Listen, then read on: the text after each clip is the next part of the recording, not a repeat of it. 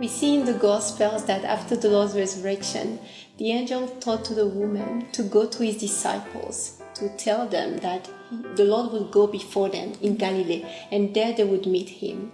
But there is very striking about one particular Gospel, is the Gospel of Mark.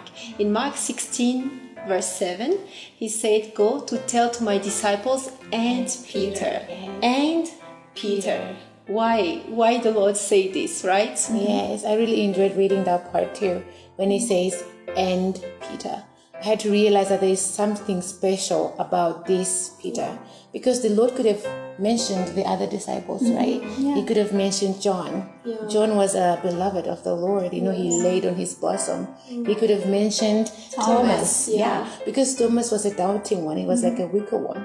So you would think the Lord would just come for him. But there was a special mention. And it was for Peter. This got me wondering a little bit, like, what was it about Peter that the Lord had to mention and Peter? When we see history in the Gospels, Peter was a kind of person who was so zealous and he was quick. So whenever he be like good at a time, and shortly after that we see him failing. For example, like he called the Lord Christ the Son of the Living God, but shortly after revelation, he got the revelation. But shortly after that, we see him failing. That's the history of us all. At one time, he got this revelation. At another time, the Lord said, "Go behind me, Satan." Right? That shows how down he fell, right? And another striking thing about Peter is when he denied the Lord, right? It was at the time of the Lord's crucifixion. Just before his crucifixion, he denied the Lord 3 times, right? And not one time, not 2 times, 3 times. And not even like before Pilate or any person of high position or of authority, but before a maidservant who at that time was despised by other people, right? And you can see that in this man who's denying the Lord is the same man who was so zealous in the Garden of Gethsemane, who was cutting the ear off of someone who was about to take the Lord. But next after that, we see him denying the Lord. Truly this shows our life. Today we are high, enjoying the Lord, and tomorrow we are low in the valley. We are truly like this Peter today. And Peter must have felt so bad about himself. Because, when he denied him, like the 3rd time, the Lord turned and looked at him. Oh my God. That like gives Peter the impression that the Lord knew that he denied the Lord. And he must have remembered the verse the Lord said that whoever denies me before people, I will deny him before the Father. I can imagine how he felt at that time. Like he was so confident in himself at the table that he would never deny this man.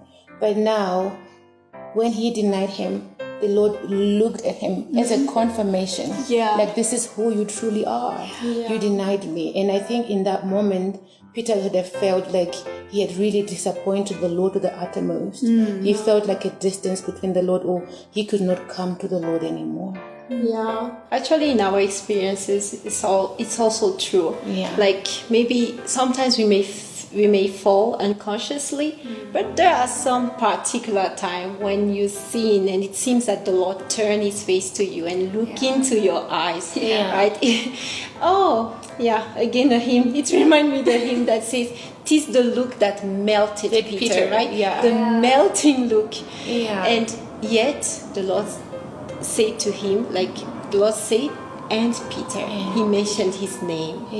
Just like, "Peter, you can still come to me. Come to me, Peter."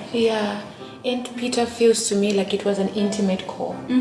Like there are still like 10 more disciples. He could have mentioned by name, or these other people who still were so zealous for him. But for Peter, it was an intimate call. This one who was so weak, who had denied him, he said, "And Peter." It's like the Lord is telling us today also, in our weak situation, when we fail him and we feel so far away from him, but the Lord is saying, "And Mary, and Privilege, and Betsy."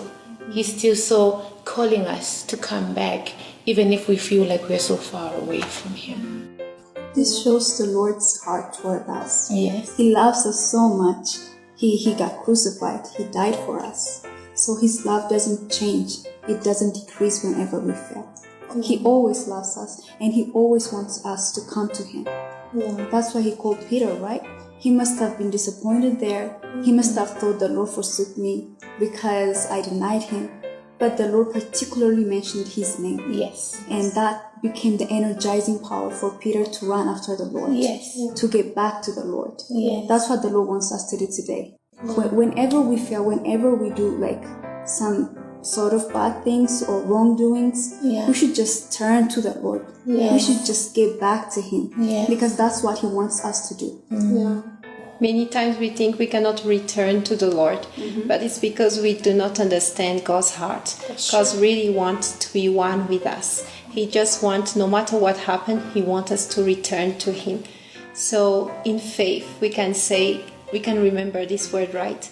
And Mary. Yes. Right? So if you are passing through this kind of situation and you think you are too far from the Lord and there is no way you can come to him again, remember the word and Peter. Actually, it's not just this Peter is not just for Peter. He is a representative of each one of us. He is saying, and you. Go and tell to my disciples and you. Yes, and the Lord saves us eternally. Yeah. It doesn't change.